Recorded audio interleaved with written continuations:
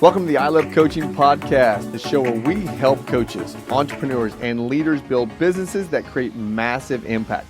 I'm Adam Roach, alongside my incredible co-host, Jess Webber, and we're here today to bring you the best strategies, mindset shifts, and real-life success stories to help you level up in your coaching journey. Whether you're launching your coaching business, scaling to 6 or 7 figures, or just looking for inspiration to push through, this podcast is your go-to resource. We're bringing you expert insights, real talk, and actionable items every single episode. So if you're ready to take your coaching game to the next level, then let's dive on in. Jess, welcome back. We have another fun episode here, but before we dive in, Jess, what's been going well in your world these days? You know, Adam, it's funny. It's summertime. It is summertime. It's already disgustingly hot here in the Midwest, which means we spend a lot of time indoors. And part of that has been really interesting. You know, I flew to Kelowna a couple weeks ago and went to the Pink Skirt Project event, which was an incredible event. But it's funny how I've been. I was so sad I couldn't be in that room. I mean, but I wasn't going to wear a pink skirt. I'm just going to tell you that right now. You know what? Yeah. There were pink pantsuits. There were all sorts of things. And Martell wore a pink shirt. I know. I have a photo with him signing one of his copies of his books for me, because that's a thing. For people who don't know, all the books on my bookshelves, they have to be signed by authors or I don't put them there. So he went off brand for his wife. I don't know if I could do that, Jess. I mean, I love Dana. I don't know if I could do that. I was really impressed. And that was my gateway into like a 40-minute conversation with him, was asking him how uncomfortable he was in a pink shirt. But it's funny because out of some of that discomfort, because I'm not usually one to wear pink or a dress, and I wore a pink dress, it was interesting to like find myself more so. So in a state of an unusual environment or a different environment, I was able to actually gain more clarity. And so I found that to be a really interesting concept of like looking at environments and how they impact your identity. And so that's where my head has been for 2 weeks now. And I brain dumped on you already a ton this morning and a ton last week of just where my head is at with all that. So that's where I'm coming from. And that's what's up is I spend way too much time with ChatGPT in my air conditioning in the Midwest because it's too hot to go outside. I'll tell you this, in the South, we just got back from Florida, did a seaside vacation with the family, which was really, really good. It gets so hot and sticky here that even my hair gets straight. And when I walk outside, my sunglasses fog over. I mean, it's hot right now. So I'm loving it. Though, Jess, let's dive into today's problem, right? Let's dive into the problem here. And here's the problem. I've experienced this, you've experienced this, and I know all of our listeners have experienced this too. And it's when your life looks good, but it doesn't fit anymore. Right? It's when from the outside you've got, I don't care if you want to say your titles, right? You've got the income, you've got the calendar full of calls, clients, obligations, whatever it is. But somewhere deep inside, you know you've outgrown the version of yourself that was built for it all. Right. And I've been there, and I'll share many stories around this, but you're stuck, right? You're stuck in a role that no longer that you want to keep playing, and then you don't show up 100% anymore. So we're going to talk about that today, Jess. And you and we've outlined 3 solutions to this, though I'll give examples around this already. And I had an incredible life in California. Right. Coming out of college, I played pseudo-professional tennis. Many of y'all know that story. I tried my hand at playing professional tennis and found out real quick I was an American, not a European, and was getting my butt kicked every single challenger event. And so I stopped and I got out of that and I got into the tennis business, which was so stinking cool in Beverly Hills, being a Hoosier, teaching tennis to the stars in Beverly Hills. And I thought my life was made, right? I even became the general manager of the club and ultimately became a 10% earner or equity holder of this club. That was my first entry into true business ownership. Though after 10 years, Jess, I traded in my collared shirt and my shorts that I got to wear every single day and being outside every single day in the beautiful SoCal weather, teaching tennis, feeding balls to people and chatting with them because it was misaligned with what I was looking to grow into. Well, you hit the nail on the head there. For any, like if you're trying to define this topic or where we're headed with this in one word, it's misalignment. So it's not burnout. Yes. It's not confusion. It's a lack of alignment of who you are and where you are. And I think that there's a lot of power in being able to pause and reflect and identify that, and then taking the necessary actions to find alignment again, because you're not going to operate at 100% if you're not in alignment. It's like trying to shove a square peg in a round hole kind of situation. But you know what's interesting is I can think back to those times, and while on the outside looking in, people would say, Adam, you live in SoCal, you live in Beverly Hills, people pay you cash to teach them tennis. You're running an amazing tennis club where you get to look up at a tennis tournament, oh, there's Tom Hanks. Or, oh, there's Val Kilmer. Or, oh, there's Courtney Cox. And they're in your cell phone, Adam. What an incredible lifestyle you have. Though I did get to the point, Jess, where it was like, I feel called to do something different. I feel called to do something bigger. And I didn't know it at the time. And I actually, Jess, and I'm sure you can relate in some of your stories as well, I kind of started getting pissy with the people around me. I started feeling myself being short with some of these clients or some of my coworkers or peers or other tennis pros or even some of my staff, and it wasn't them. Yeah. It was me. Yeah. Well, and I think that it's powerful that you can now say, oh, I recognize that I was, pissy with these people, or I felt misaligned.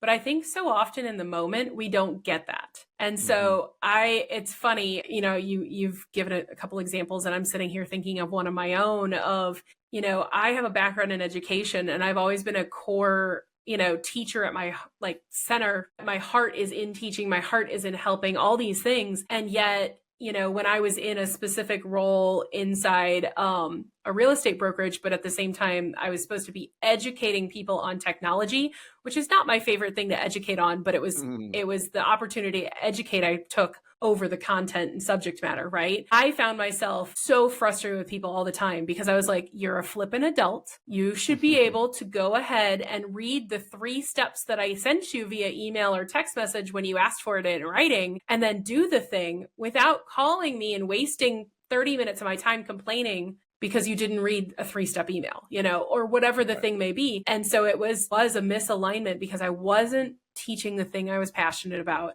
And I wasn't working with the type of people I was passionate about working with. They were just kind of in the ecosystem. And so I didn't feel that passion, that drive, that motivation that I typically do when I'm in alignment with my purpose. And they drove me up a wall, Adam. I wanted to honestly, I'm not a violent person, but the gut reaction for me was throat punching every idiot that walked in the door who immediately opened their mouth to ask me a question. I was like, if you didn't read the thing or do the activity I asked you to do, I cannot speak to you right now. And I'm like, and that all of that pent up frustration, that anger, that irritation is not who I am. But at the same time, it was because I was doing something I shouldn't have been doing. Well, Jess, it could have been worse. You could have had a tennis racket in your hand with a tennis ball, which you could have projected a projectile across a court to attempt to hit someone when you saw, oh, I'm just feeding you a tennis ball, right? It was good because I didn't sit there and literally throat punch people or karate chop them or anything like that I felt. Right. But the fact that I was that physically triggered because of emotional and mental misalignment just blows my mind now that I'm able to reflect on it. At the time, I couldn't self-identify that. It took something abrupt, abrasive, or an external party to cause me to really see it. And so I think it's important that we have this conversation for people who may be feeling anxious or frustrated. If they don't have a person or a life-altering event that causes them to have that space to reflect, how do you get out of this feeling? Well, it's interesting. So we'll frame that all that, right? Let's frame it in. So if you feel like you're showing up 100%, though internally you are like, wow, I'm showing up 100%, but really I feel like I'm only living maybe 40% of my truth, then keep listening, because we're going to give you a simple 3-step solution here to uncovering really truly your 100%ness, if you will, Jess. And the very first thing is you got to identify the misalignment. Right? So step 1 is to identify the misalignment. And we want you to ask yourself these questions. Number 1, where am I faking it? That is so good. Where am I faking it? Number 2, where do I feel boxed in, muted, or filtered? Right. That is such a good one. And I can give some questions or some solutions, not even solutions, some stories around that one. Is going back to my tennis story. Where did I feel boxed in? I felt boxed in, no pun intended, into a rectangle tennis court, right? Yeah. And Because I felt this pressure that I had such a cool job that I needed to keep it. I felt guilty that I couldn't tell anybody that I didn't like doing it anymore, right? I felt that the money that I was earning was incredible money, but I felt that I had to not tell anybody because it was kind of a dream job, right? So where do you feel boxed in, muted, or filtered? And the third one is, what part of you are you hiding to keep the peace or preserve the image? Jess, that is such a good question. Because again, I can stay Adam Beverly Hills all day long, though I was hiding truly what I really wanted to do. And that was serve the masses and impact even higher. Well, and so those are great questions to ask. Where am I faking it? Where do I feel boxed in? And what part of me is hiding? But I do think it's hard sometimes to even get to that point. And so I think the first thing that you have to do before you can even ask those questions is, identify that you are misaligned. So when you are feeling frustrated, when you are feeling drained, or like you said, Adam, showing up at 100, but living at a 40, I think that should be the slap in the face or the throat punch that says, hey, I need to pause and be reflective for a minute. And then those questions that you said are perfect. Because like I said, not always are you going to have somebody else that says, hey, you don't look like you're feeling all right, or you're not all here, or something feels off. Or, like Thomas, my son, and his heart stuff has been a physical example of a pause, and I have to reflect and reframe everything. And so I think there's power in, taking the time, however you get there, to ask those questions. Well, and to your point, Jess, this part takes courage. This takes some serious courage, because once you name this or say this out loud, you can't unknow it. You can't unknow it. So the moment I told someone that I was looking for something different, that I was doing this, it made going out there on that tennis court so much harder every single day, because I was looking for something else, but I was still feeling guilty. Yeah. Right. And so therefore you can't stay loyal to the past and honest about the future at the same time. You just can't. You really cannot do that. Well, and honestly, there's no reason to stay loyal to the past. The past is in the past. What's important is that you honor the future and set yourself up for success in the present and the future, because that's right. Past is done. You can't change it. You can't go backwards. I say that as a former history teacher who literally taught people how to study it. You got to leave it behind. You can respect it. You can reflect on it. You can value the lessons from it so that you don't repeat things. But there's no point in staying loyal to whatever that identity, that thought, that original alignment was, if it's not going to get you to where you want to go and who you want to be moving forward. That's right. Yep. And that's why it does. It takes courage, because it can be scary. So let's go on to the second one. So the very first one is find your misalignments, state that you're misaligned, and then find out what is misaligned. And number two is define what alignment even looks like. You've got to take some time here. You're not just going to go quit whatever's going on over there that you feel misaligned. You just need to look for pivots, right? You need to look for pivots. And here's what alignment really looks like, in my opinion. You're living out your values. You're not just preaching them, right? You're truly living them out, but you have to know what your values are first. I can honestly say that 20-year-old Adam going into his 30s, my values probably weren't the best values that I would like to state on this podcast, right? I was single. I was living in SoCal. We had cash in our pockets, though you truly do have to understand what you're growing into as it relates to your values. Number two, you have to feel energized by the activity. You got to feel energized by what you're doing that is in your calendar, and not trapped by it. Because if you're feeling trapped by it, Jess, it's going to box you in real quick. I lived by my calendar as a tennis pro, and it started at 8 a.m. It ended at 7 p.m., 9 p.m., sometimes even 10 p.m. And I was trapped into that calendar. That's right. I used to teach tennis for 10 to 12 hours a day. It was a lot. But again, I felt good because I was in SoCal. I got the sunshine. I had this cash in my pocket. But boy, it got to the point where the calendar owned me. And then lastly is saying what you mean without filtering it through someone else's, here comes, comfort. Right, I'll say that again. Saying what you mean without filtering it through someone else's comfort. right? My partners in the tennis club, Jess, were great, great people. I honestly couldn't tell them. Right? I couldn't tell them how I was truly feeling, and they were comfortable with me being the general manager, me being comfortable growing this tennis club. So yeah, so that's what I would say is define what alignment looks like to you. Well, and I think there's like the 3 points you made are huge: living out your values, feeling energized by your calendar, and authentically saying what you mean, right? And I think our examples are perfect in that, you know, for me, it was one of those things where I didn't enjoy going into work. And the only thing that I enjoyed was watching the clock change so I could leave, which shows you that I felt trapped by it. And I wasn't energized showing up day after day teaching, which is what I love to do, right?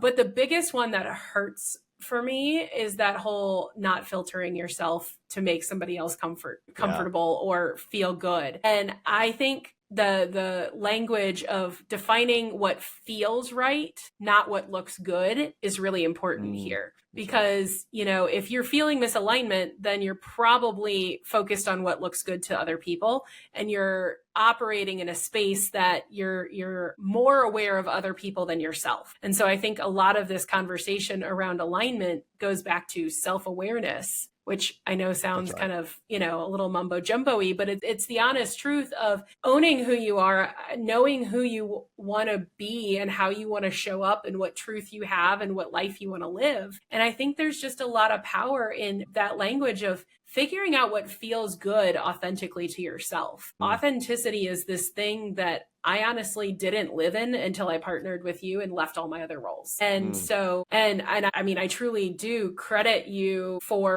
partnering with me from the beginning and accepting me as like my full authentic self from day one, because there's not a lot of people that know the full authentic me, because of the fact that I felt like I had to show up a certain way, or I had to be a certain way, or I had to say a certain thing, or I had to or I was valued for a certain thing, right? I was valued for my brain or for my efficiency, or, you know, I know it was never for my musical talents, but you know, it's one of those things where people valued me for an aspect of myself, not my whole self. And so part of that defining what your alignment looks like is knowing your whole self and being comfortable in that. And I feel, Jess, I feel if you don't define what right feels like, if you don't define what right feels like, you'll keep chasing what looks good instead. You will. Very true. You will. You definitely will. And you've got to sit down in this space of defining what alignment looks like and what right feels like. You've got to take time here. Otherwise, we live in a gosh, Jess, what's the best way to say this? We live in a world where chasing what looks good instead of what feels right all day long. Well, and social media is the worst for this, because it's the highlight reels, right? And so it's always showing what looks good or what looks best or what we think looks good to everybody else, and not the authenticity. And it's so funny that, you know, I'm not a huge social media person. We've said that before. I don't love spending a lot of time on it. One thing that I've noticed myself doing more is unfollowing accounts that are only focused on the pretty aesthetic stuff and not being real and authentic. So I am attracted to authenticity now that I feel like I get to live in an authentic space. And so I think there's a lot of power in creating an environment of authenticity as well. Yeah. Okay, so let's go from the top, because we're on number 3. Step number one is identify the misalignment. Step number 2 is define what alignment looks like. And Jess, this is probably my favorite one right here, which is step number 3 is choose the right environment. Because here's the thing, your next level won't grow in the same soil, Jess. It definitely won't. It cannot. And it won't. A great example of this is after I transitioned from the tennis world into the Keller Williams team leader role world. Really enjoyed it. And I had a couple years where I cut my teeth in the role, and then I started having some great success. Though I couldn't share that success to the level that I wanted to without maybe looked at like judgmentally. And so that's when I joined GoBundance, right? Because GoBundance was a place where that was brand spanking new. It was a bunch of entrepreneurs doing big things. And just they had a tagline that said, you don't have to apologize for being a badass. I was like, oh, new soil. going to go plant my seed in this place, right? So if you want to activate the real you, Jess, what I would say is you need new headspace. And what that could mean is jumping into a community with other expressful leaders, right? Or whatever it looks like for you. I had to jump into GoBundance at that time because it was big. It felt fresh. It felt new. Letting go of the yeses that were really silencing you. Oh, that is such a powerful one, because the yeses that were really silencing you are like kryptonites, just that they'll weigh you down. They're like anchors. Well, saying yes to something is saying no to something else. Totally. Yeah. All day long. So I think it's really important to look at what yeses you're actually saying yes to. Because you also, on the flip side, what are you saying no to that could be the thing that's most in alignment with you? And let's look at this last one. Create space where your voice isn't just tolerated, it's required. And Jess, you have done such a great job in this space with our community, with the blueprint, and now stepping into your own space, right? Your own space of helping, impacting, coaching, leading other people's worlds, that your voice is required now. And it's your off. That's the neat part about when you choose the right environment to get unstuck, we'll just simply say, you have to have a voice. Yes. Yes. Well, and you know I've mentioned it a dozen times before. Everybody knows I'm a fangirl for all things Benjamin Hardy, but this entire thing of choosing the right environment is his book, Willpower Doesn't Work. And I think that totally, it's such a powerful thing to sit there and be like, okay, I know what's right for me now. I know who I am and where I want to go. Now, the best way to get there is to be in the right place, around the right people, the right conversations, the right language, the right opportunities, all the things. And so I think back to you being a plant dude at your house and all the stuff. It's like having a little cute flower and having to repot it in something with bigger and healthier soil because it's outgrown its space. You have to do the same. You cannot become your fully actualized, realized, badass, to use GoBundance language, self, if you are stuck in the same tiny little pot forever, And so, whether it's the language of you're the sum of the five people around you, whether it's, any of the things that we've already said, the key here is environment matters to find alignment. And that's why I mentioned partnering with you and helping you rebuild everything inside I Love Coaching. It's the first time I found true alignment. And it's not that I didn't find alignment previously, but my alignment was short-lived compared to the duration of time that I was partnered with somebody else in a different workspace. And so I think that's kind of what I'm headed towards, is just this thing of you have to constantly reassess your environment and your alignment level. And so if you're not doing that, outside of an annual review with somebody or something like that, then you're doing yourself a disservice. Well, Jess, here's what happens is when we feel like we're showing up 100%, but really we're at a 40% capacity. I'm 100% guilty of this. We just feel that we have to give more effort. Right? We got to give more. We got to do more. There's got to be more action. There's got to be more activity. But that's not true, right? That is not true. Let's again take your world of what you were doing before this. Is sure you could go do more for more people, but it didn't fit. It was a misaligned type thing, and you actually did go do more things for more people. You just needed the right environment with the right soil to be able to now take those activities and really have a massive bloom, right? And that's what you've done. Dana loves the saying of bloom where you're planted. And that's what you're doing right now is you are really blooming where you're planted in this new soil, because you don't need more effort. You just need a different environment. And that's where you are right now. By the way, speaking of my flowers, funny off-topic story. I have this, oh my gosh, my hydrangeas that are called limelights have exploded. They look so good. Yeah, go look at my story. I don't know when this is going to drop. It's probably past in by now. But last night, Dana and I are going to bed. We're watching the Pacers game. They're losing game 7. And she's like, I'm going to take Frank out. Frank is our 17-year-old Yorkie. And she's like, hey, the front porch is like underwater. I'm like, what are you talking about? She's like, yeah, there's like, I don't know, a couple inches of water just standing on the brick front porch. I was like, how is that possible? So I walk out to the front yard. I had, I guess, left the sprinklers on. Oh, no. My timer, which I had on for them to be watered because we were out of town, so I had it set up to water. I think, Jess, it might have been going for like 2 or 3 or maybe even 4 hours. So some of them are leaning now down on the ground because I got the flower part all wet and it is too heavy for its new stem. Oh my That's gosh. okay. to be solved another time. You're so All right, funny. so let's land this, Jess. Yes. So we were talking about everybody here from the standpoint of your life looks good, but it doesn't fit you anymore. And we went through 3 simple strategies and solutions on how to fix that. You got to identify the misalignment, identify what alignment looks like, and then choose the right environment. Jess, what closing words can you share here so that people can go take action? Well, I think it's not about like abrasively cutting things off or blowing up your life. It's really about building the one that fits, the one that feels right. So it's not about muting yourself until you fit the opportunity. It's not about reinvention. It's about realigning yourself with the right opportunities. And here's the thing. And if you're not ready to stop performing and start leading from a full self, then you got to understand that this is your time, actually. This is your time to actually go take action. If you're feeling this right now, everybody listening to this, we want you to simply just take these 3 steps and understand this is your moment to go take action. That's it. Very simply. Okay, land the plane, Jess. Land us. Get us out of here. This is good. Well, it was good. I love this conversation. And, there's always going to be... There's a client calling you right there. Yeah. There's probably a new person that wants you to help them blow their business up. I wish it's spam risk, but I'll take it. I think it's one of those things where if you found this valuable and you want more conversations like this in your world, then I think you need to be in our world. And the easiest way to do that is hop in our newsletter. So I love coachingco.com, or the link should be in the bio. Just join our newsletter and we'll send out more value like this each and every week. That's right. All right, everybody. See you. Take care. See you. Bye.